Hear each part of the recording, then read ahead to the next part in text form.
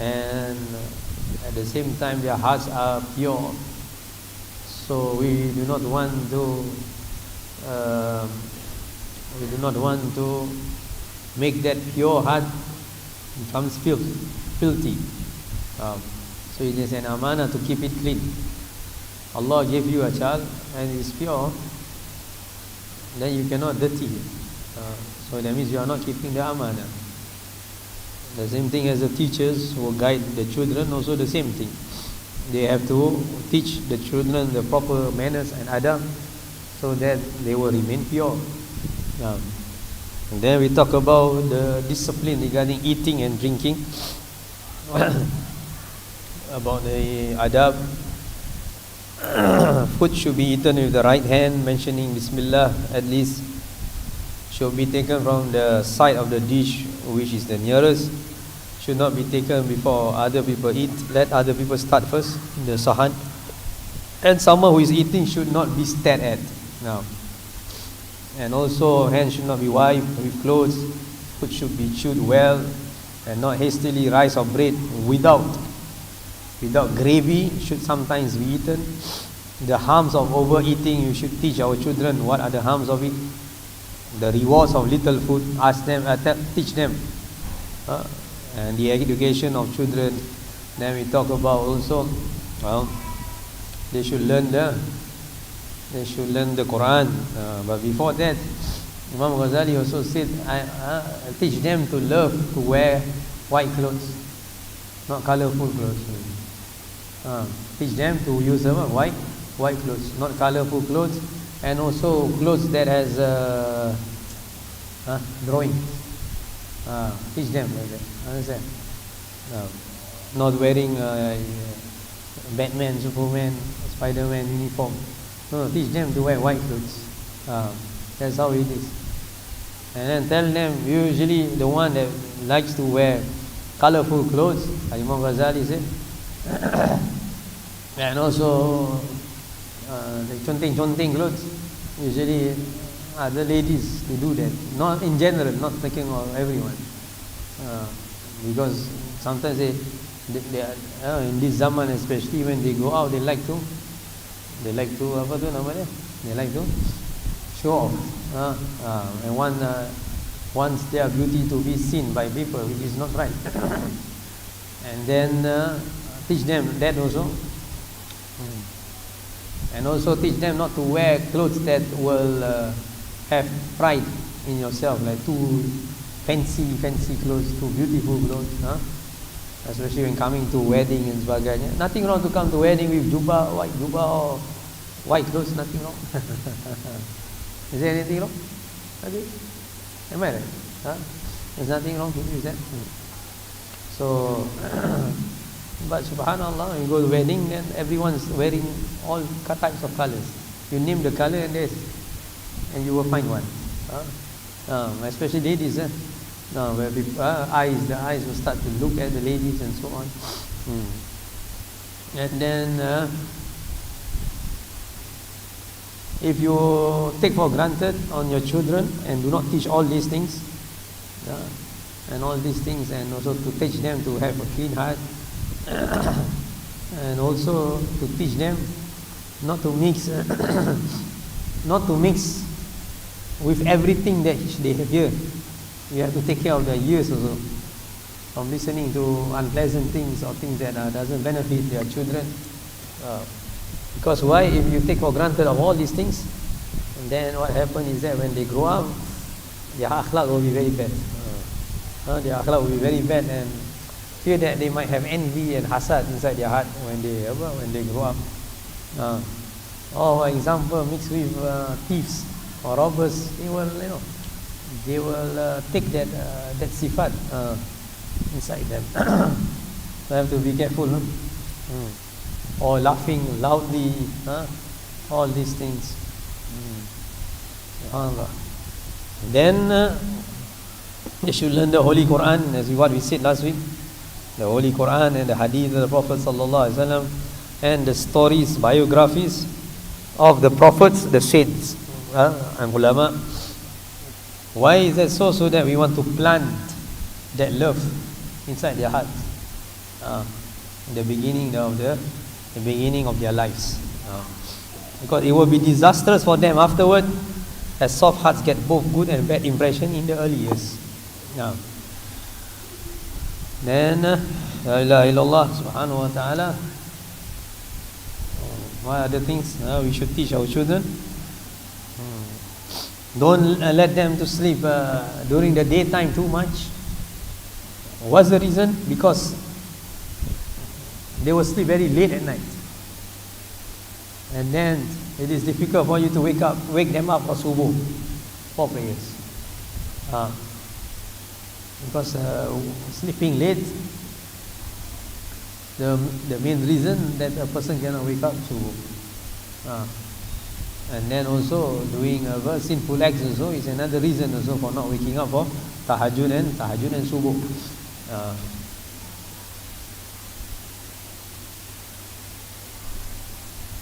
ذلك في بعض الأهواء فينبغي أن يتغافل مهما من سبيل ثم مهما ظهر سبيل وفعل ما فينبغي أن يكرم فينبغي أن يكرم عليه ويجازى عليه ما يبغي.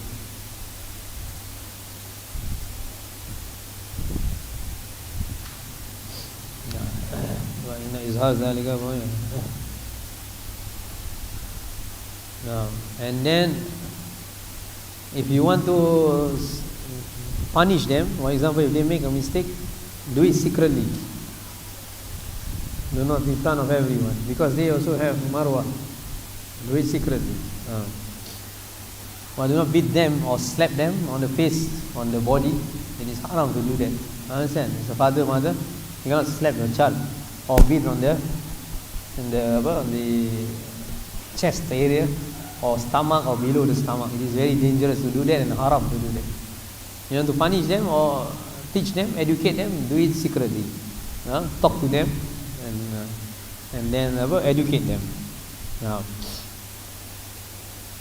And for example, you said وَإِيَّاكَ أَن تَعُودَ بَعْدَ ذَلِكَ لِمِثْلِ هَذَا. Beware, do not repeat it again. Teach them like that. Beware, do not repeat it. Maybe reason it out to them. Why don't repeat it?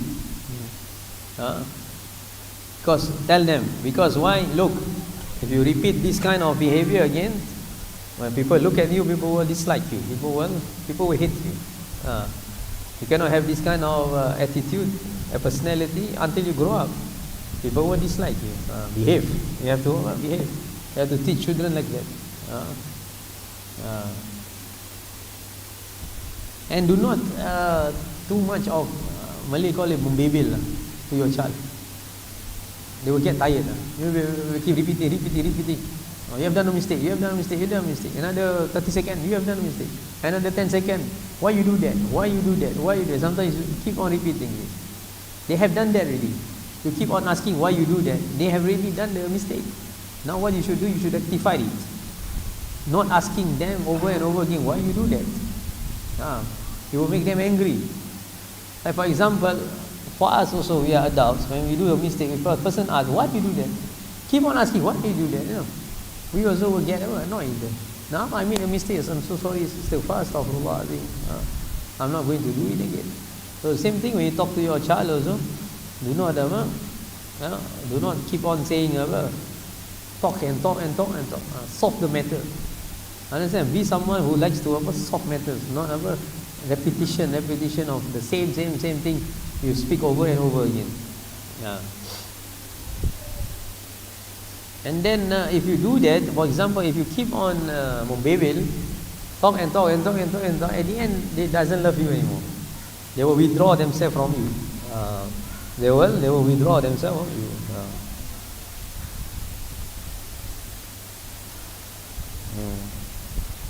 Especially the father, when they talk to the child, he must be firm and to the point. Address the matter, tell him or tell your daughter what is the mistake, why you shouldn't do that, and then how to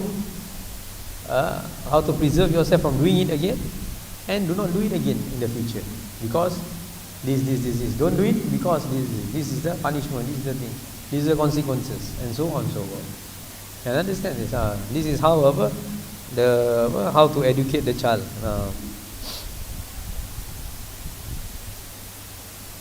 And do not look down upon them.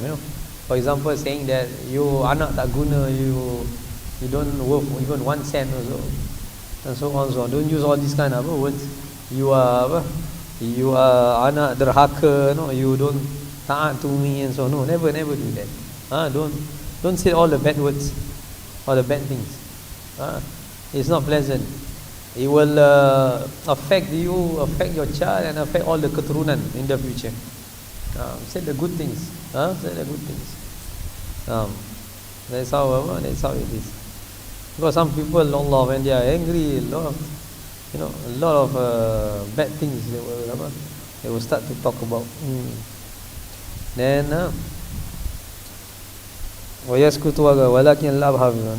even the mother also, when scold the child, don't keep on repeating, I am the one who take care of you, I am the one who give birth to you, I am the one like that, I am the one like that.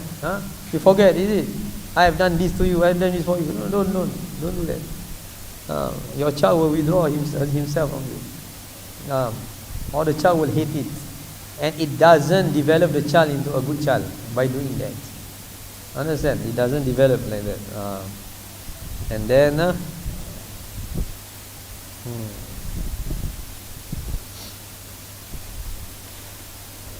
and also the mother also, when talk to the child also, the mother will say that the mother must instill, the mom must instill fear in the child for the father.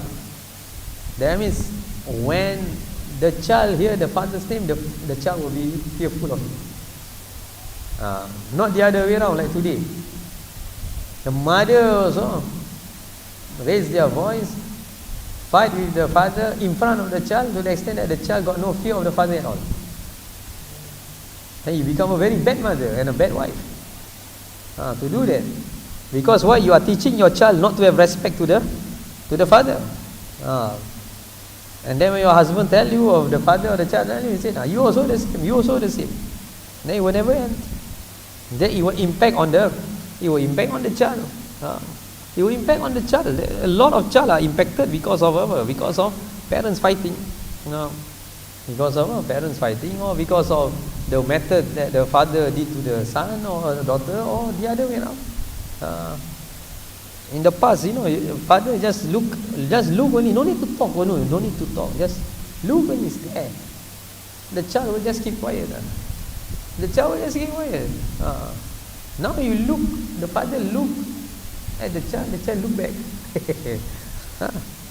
And the child say, why you looking at me? That means somebody don't fear at all. One of the reasons why they don't fear, because of the mother also. Because of the mother. The reason, because the mother doesn't have any respect to the husband. Doesn't have any respect. Can argue at any time, in the car, at home, wherever it is, in front of the children. So the children listen, look.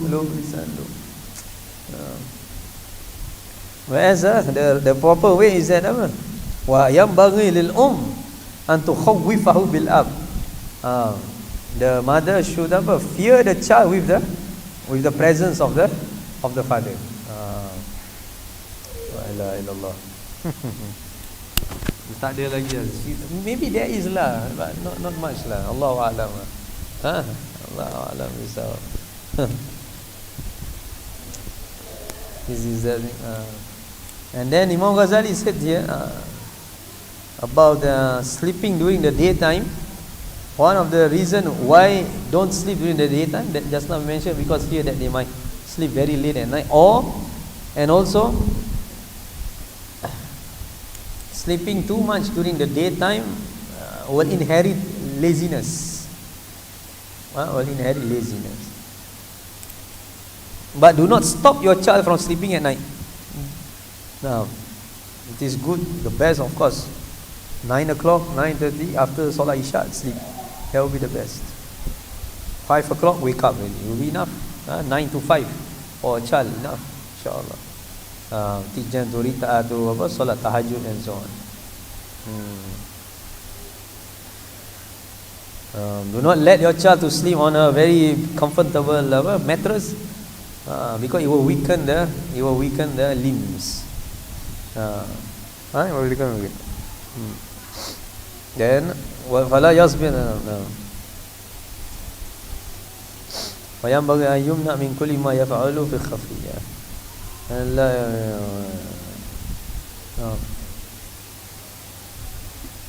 ويعود ببعض المشي الحركة رياضة. And then there are days whereby bring your children, for example,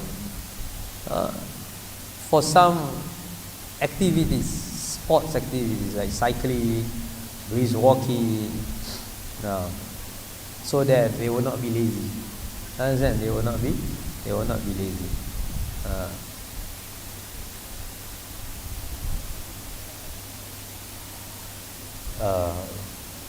And then teach them when they are walking in the park or what, do not look around. Take care of their eyes. Understand? Take care of their eyes. Because here that going to park, like example, going to East Coast or wherever it is, we bring our children. Our intention is to bring them for cycling or but you don't take care of their eyes and you don't take care of your eyes. Then in the end you come back from there, your eyes are polluted really, with a lot of sinful acts, with a lot of looking at haram. Then the harm is more than the benefit. Am I right? The harm is more than the benefit. But you are able to put down your lower your gaze will be better. Maybe avoid the weekend. True not? Weekend will be very crowded, sir. Allahu Alam. So it all depends on individuals. But not because of these things. Not because of people who are not covering awrat, then you also stop your children from exercising and so on. No, can go for the exercises in the park or what, but teach them to lower their gaze. So they are battling shaitan at the same time. They are battling their nafsu at the same time. So they will be used to it. Wherever they go, they will lower their gaze. Teach them from young. Teach them from young to lower their gaze. Then Allahumma salli ala Sayyidina Muhammad.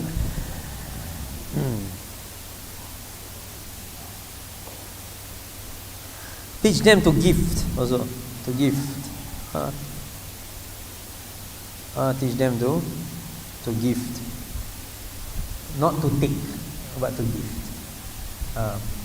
One of our custom here, alhamdulillah, when you see small children, we want to give money to them.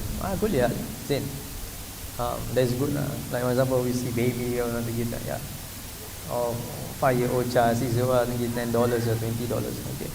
But you as parents, when you see that, you teach them, go and put the money in the tabung, like that.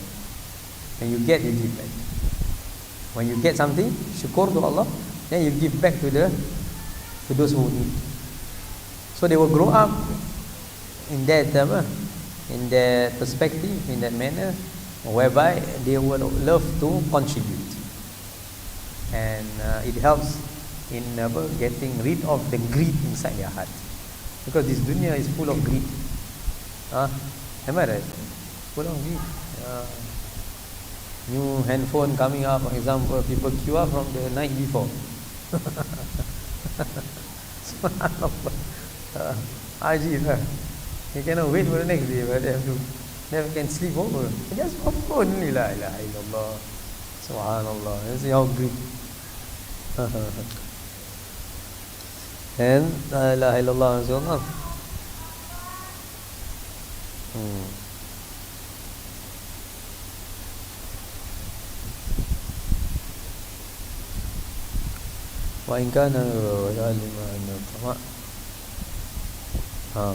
Teach them that tamak, greed and taking is a muhana wa dhilla, something that is hina. Apa hina in English?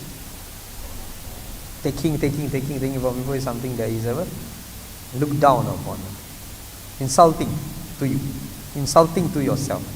But giving is an honor. But when you give it in secret or give it, and also ikhlas. If you are unable to give in secret, when giving in open also with ikhlas, like that. Be sabar. Be sabar. For example, if you are fakir, be sabar. Not every time when you are fakir, only everyone you meet, you ask for money, be sabar. Even dogs also are sabar. Dogs, they will not ask for food, they will just wait just for one bite. You see, Allah created the dogs are like that. They will wait, they will sabar. So dogs will be very patient, waiting for one mouthful of food.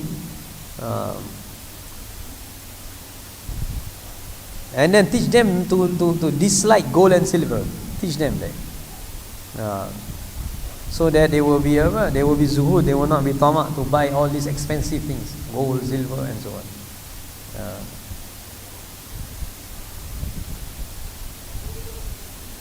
You have to teach them that to stay away from gold and silver and all these luxuries life, and tell them beware of all this, as how you tell them beware of snakes, beware of scorpions. As how you tell them beware of snakes and scorpions, because they are poisonous. The same thing when you put inside the hearts of your children love of gold, love of silver, and so on, we are poisoning their hearts also. Because they will grow up and they will think of money and money and money, of getting rich, become rich. That's how it is.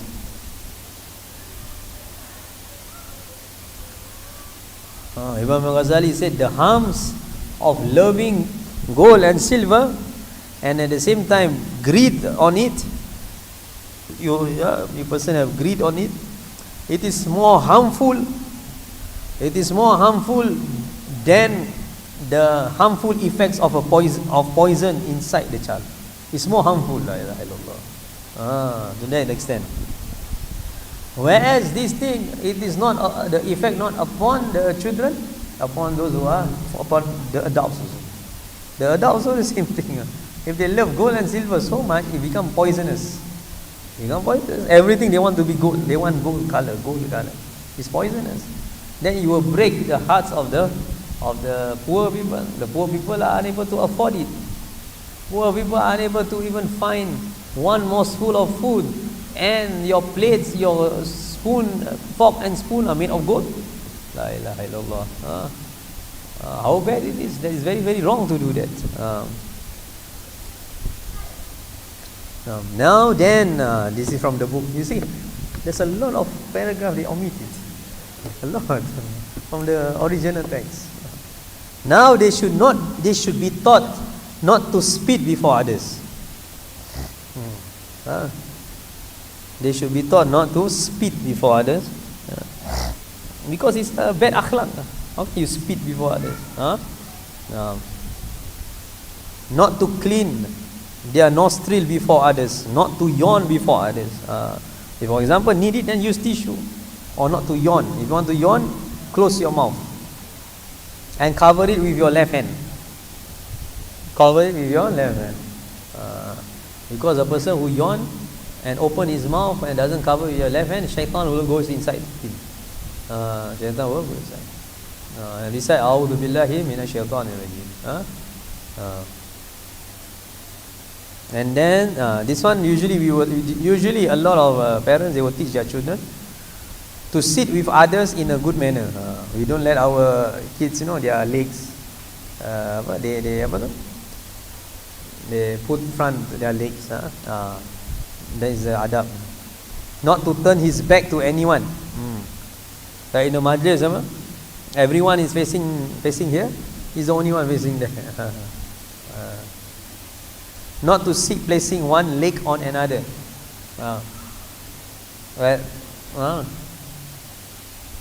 For example, lying down, putting your leg on top of one, like that. What is that? It's not good. It's either you sit bersila or tahiyat awal, tahiyat akhir. That's how it's it. Then not to talk too much also. Teach your children not to talk too much. Teach them to be quiet. To teach them to be quiet. Not to tell lies. Not to tell lies also. To show respect to elders and seniors. This is what always we teach to salam people and respect the elders and not to speak indecently. For example, a child 10 years old, 11 years old, teach them not to talk so much in front of elders. Keep quiet. When they are with the elders, keep quiet. Just imagine your child 11, 12 years old, sit down with elders. The one who does the talking is the child. Where's the adab? Where's the akhlaq? Am I right? So not to talk too much. Keep quiet. When you're with the elders, keep quiet. Or do your own things. Do not listen to the elders what they are talking about. Not to tell lies, not to and to show respect, and not to speak indecently, and not to rebuke and backbite about others. Have to teach them not to backbite. So far, okay? Any questions so far?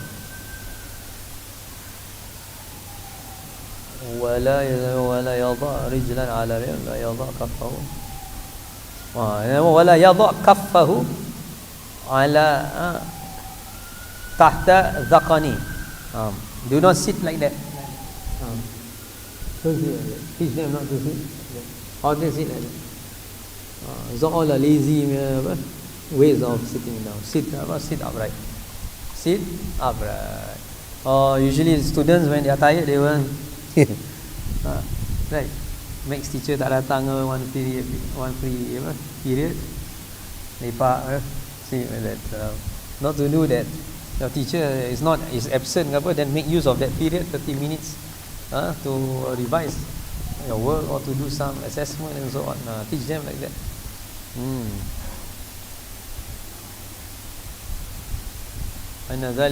Because all these are signs of laziness.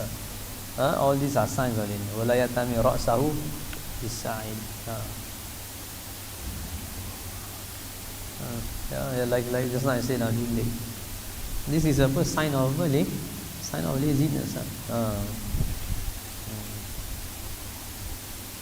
And teach them to the methods of sitting down.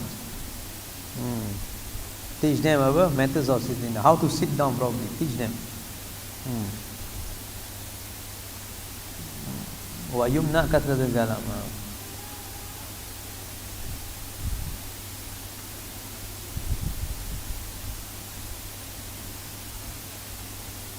Wa yumna ayyatul kalam.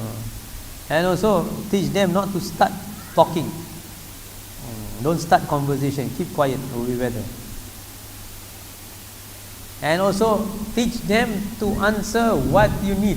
For example, students, teach them, or children, when you are being asked, answer, but not too long. Answer what is needed. That's all. Full stop. It is a sign of the students are really very adab. Not to speak that much. وَيُعَوِّدَ أَلَّا يَتَكَلَّمْ إِلَّا جَوَابًا. Teach them, make them used to it, of not speaking except answering biqadri su'al. Answer according to the question. Like exam lah. Answer according to the question. What the question is asking you, you answer accordingly. And then teach them also to all this is not here. Teach them also to listen when someone is talking. Especially those who are older than them. And teach them to stand up when there's someone who is older than them. And then when someone who is older than them comes to a majlis or wherever it is, and they are seated in front, give way to them. Give way to the elders. Or make that space bigger so that the elders can sit down. Make the space bigger so that other people can sit down. For example, there's too many people, then you cannot sit down macam one big macam business class you sit. You have to share. So someone comes and you have to squeeze in a little bit. Understand? Can you understand?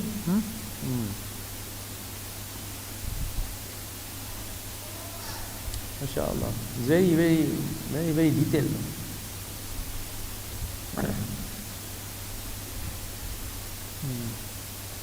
This one we have talked about it. Yumna min lawil kalam. Do not speak indecently, do not speak with vulgarities, and then stop them from mixing with someone who likes to speak indecent words. Put them away from them. Because why? They will learn, they will pick up. Understand? They will pick up. Imam Ghazali said the main wa aslu ta'dib as-sibyan, and the main roots, way to educate young children, your children, al-hifzu min qura'ana isu, preserve them from bad companies. When you preserve them from bad companies, they will not be able to pick up bad things, bad behavior. You put them in good company, they will pick up good behavior. Simple as that. Am I right? Simple as that.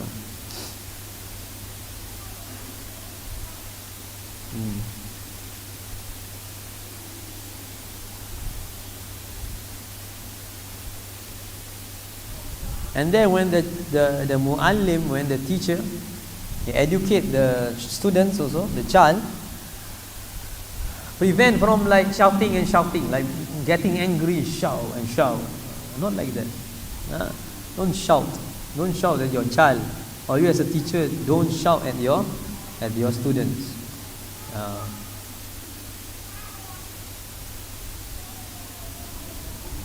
But be firm, but do not shout. Because shouting is a way of kings and ladies.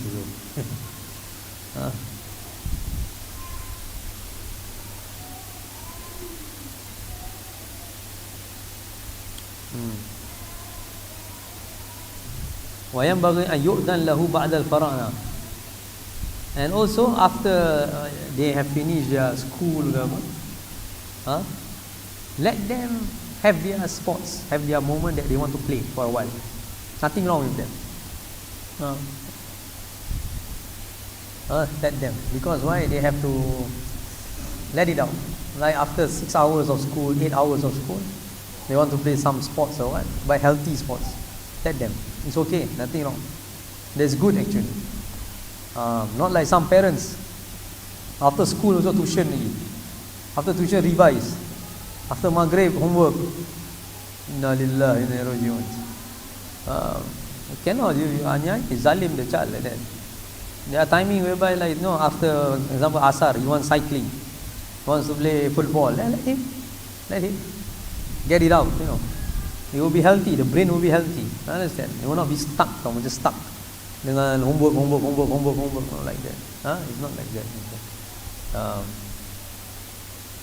You see, this kind of teaching is 1,000 years ago, so Imam Ghazali taught.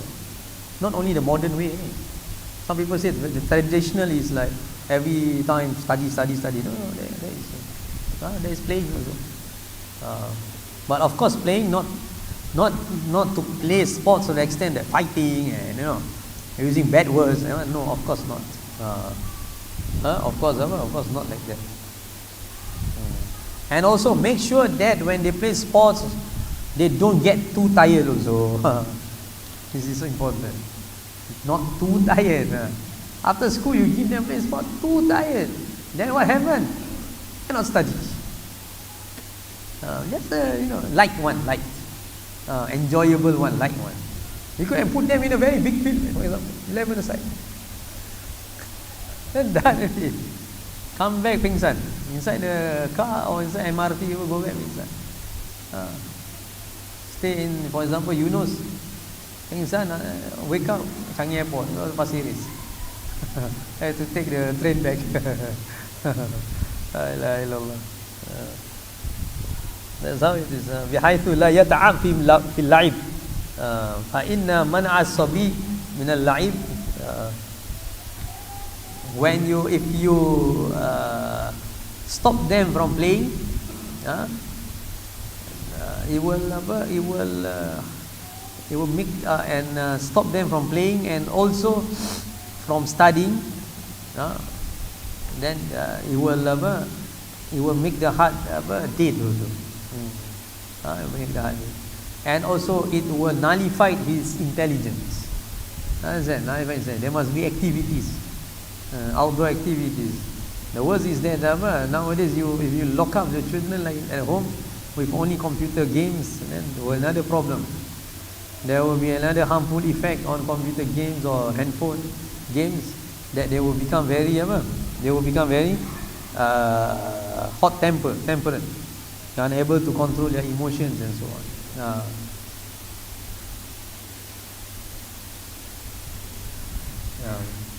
What time is it now? Is it Asar already? 5 more minutes, a bit more. وَيَنْبَغِي أَن يُعَلَّمْ طَاعَ وَالِدَيْهِ, and also teach them also to respect their two parents and respect the teachers also. Each of your child teacher, tell them to respect, and teach them to respect every single person who is older than them, whether relative or not relative, and tell them to look at everyone who is older than you with all respect, everyone, like that. And also tell them to leave playing when they are with these people, when they are with them. This is the challenge we have now. When we have Maulid or what, children playing and they're not easy, for everyone to, inshallah we'll fix it bit by bit. Got to get them to come, so alhamdulillah, shukur. But we want also them to sit down. One of the ways to make them sit down also is not to lengthen the majlis so long, because they are unable to sit down for long. Wallahu a'lam. Okay. Next week then we will read when a boy reaches the age of discretion. The next discretion means mumayyiz, 7 years old. That's called discretion. Once they reach the age of 7, you must teach them to salat and make sure that they are not leaving the prayers, and also fasting. In some instances, 7 years old to fast 30 days is a bit difficult. Some days they fast, some days they don't fast. Labas. But really they already start to fast. Or by example, they just 1 o'clock, 2 o'clock, he said, father or mother, I'm too hungry. Can I eat a little bit? Then I continue fasting. Can? But you don't do it. Okay, I accompany you. I will makan. Can I just let them eat a little bit and then they continue fasting until Maghrib? But at least there's a training. Don't zalim them and have 30 days you ask them to fast from Subuh to Maghrib. They are only 7 years old. They are still young. Wallahu a'lam bisawab. Okay, because of the time, we close it dengan doa. Bismillahirrahmanirrahim. Ya Rabbana a'tarafna annana iktarafna وتوب علينا توبة تغسل لي كل حوبة وآمين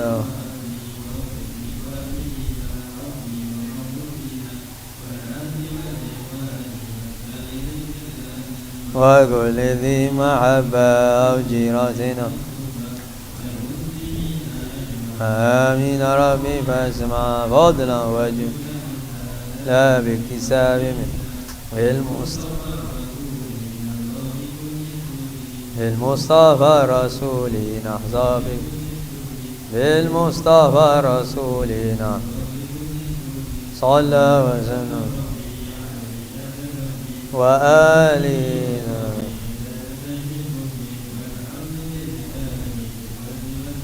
السلام عليكم ورحمة الله وبركاته.